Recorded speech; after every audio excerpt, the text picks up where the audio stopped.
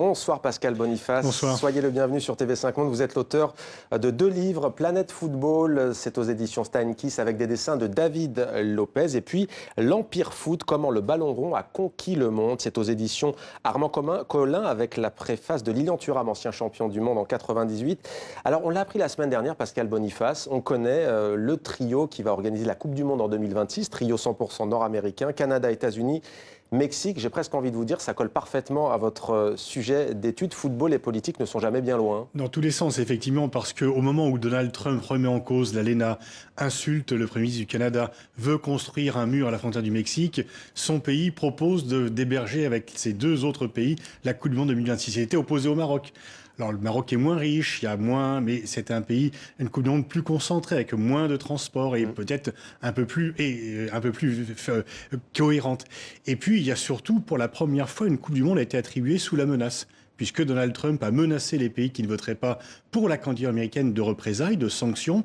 Et on peut penser que certains y ont été sensibles, alors que l'on milite pour son dossier, c'est la logique. Que l'on menace les autres, on pourrait dire c'est la logique Trump, mais ce n'est pas la logique traditionnelle de l'attribution de la Coupe du Monde. Et l'ALENA que vous avez cité, c'est ce traité commercial qui lie les 3 pays, États-Unis, Mexique, Canada. Pourquoi, Pascal Boniface, le football influence-t-il à ce point les relations internationales depuis des décennies? Parce que de la mondialisation, c'est vraiment l'élément le plus visible. Tout le monde connaît les grands footballeurs, ce sont les citoyens de ce village global qui est devenu le monde, les plus célèbres et les plus populaires. Ils sont nettement moins clivants que les responsables politiques. On joue partout au football, même s'il n'y a pas Internet, même s'il n'y a pas de démocratie ou d'économie de marché. Donc c'est vraiment de tous les symboles de la mondialisation, celui qui est le plus réel. On disait auparavant que le soleil ne se couchait jamais sur l'empire de Charles Quint, c'était faux. Par contre, ça c'est vrai, le soleil ne se couche jamais sur l'empire du football. Alors un premier exemple, on parlait de Kim Jong-un, il n'y a jamais eu de Coupe du Monde pour l'instant en Corée du Nord. Il y en a eu en revanche une en Corée du Sud avec le Japon.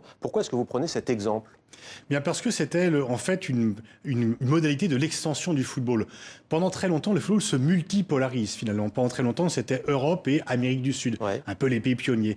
Et puis on est allé aux États-Unis, et puis on est allé en Asie, donc avec ces 2 pays, le pays le plus riche, le Japon, et le pays le plus footballistique, la Corée du Sud, qui ont été obligés de travailler ensemble, alors que leurs relations sont compliquées. Et puis ensuite, il y a l'Afrique du Sud. Donc c'était un exemple, parce qu'il y a une trentaine d'années, l'Asie n'était pas réellement un continent de football. Aujourd'hui, aller dans les rues de n'importe quelle ville asiatique, la plupart des passants portent des maillots des équipes européennes.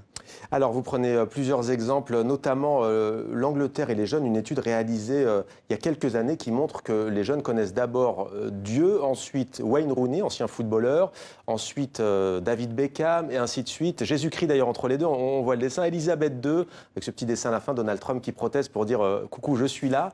Il y a plein d'anecdotes comme ça. Il y a Dominique Rocheteau aussi et Hidalgo qui en 78, en pleine dictature argentine et en pleine Coupe du Monde, défendent les droits de l'homme. Socrates aussi, parlez-nous de lui. Pourquoi est-ce que vous citez Socrates ? Oui, c'est un grand footballeur brésilien, le frère de Rai d'ailleurs, et qui était à la fois médecin et footballeur professionnel, ce qui est assez rare, et qui avait une très forte conscience politique et qui a lutté contre les dictatures des généraux brésiliens et qui avait, avec son club, les Corinthians, inventé ce qu'on appelle la démocratie corinthienne. Et donc les joueurs faisaient un peu de l'autogestion et surtout ont accompagné le mouvement de lutte contre la dictature. Il a dit qu'il devait partir à l'étranger, mais que s'il y avait un vote pour mettre fin à la dictature, il ne partirait pas. Et effectivement, il est resté au Brésil une année de plus. Alors, il y a aussi la guerre d'indépendance de l'Algérie. Elle s'est aussi jouée sur le rectangle vert. On en a déjà parlé plusieurs fois sur TV5 Monde. Il y a 20 ans, 1998, la France décroche la première Coupe du Monde de son histoire. À l'époque, on a beaucoup entendu ce slogan « Black, blanc, beurre ». Pour vous, c'était une récupération politique ou quoi? Ou juste un mythe, un mirage du vivre ensemble? Ouais, c'était une parenthèse enchantée. On va voir des planches assez explicites, hein, allez-y. Oui, c'était une parenthèse enchantée. On a fait peut-être 2 erreurs par rapport à cela. Penser que ça ne signifiait rien, et penser que ça allait tout résoudre. En fait, c'était un levier pour montrer que une équipe de France, avec des gens venus de multiples origines, était capable de faire un tout cohérent, unique et soudé, et donc d'être compétitif et de gagner.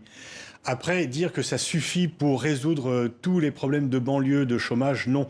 Mais c'était un levier qui n'a pas été suffisamment utilisé. C'était une sorte de contrepoison par rapport au discours raciste. Et vous rappelez que c'est un puissant marqueur identitaire, hein, le football, les sélections nationales, encore plus que les clubs. On va montrer un dessin où l'on voit autour d'un baby-foot des dirigeants qui ont tristement marqué l'histoire, notamment Adolf Hitler, notamment Mussolini. Pourquoi est-ce que vous avez choisi de revenir sur cette période du fascisme, notamment en Europe? Parce que Mussolini, Hitler c'est les Jeux de Berlin, Mussolini a voulu récupérer la Coupe du Monde 1934, les généraux argentins aussi en 78, mais en même temps c'est l'occasion de protester contre cette dictature. On ne peut pas dire que le football c'est l'opium du peuple, comme le disent certains intellectuels, parce qu'au contraire on peut protester contre la dictature. D'ailleurs l'opposition armée argentine, les Montoneros, demandait aux autres pays de venir pour justement rendre compte des tortures, rendre compte et critiquer la dictature.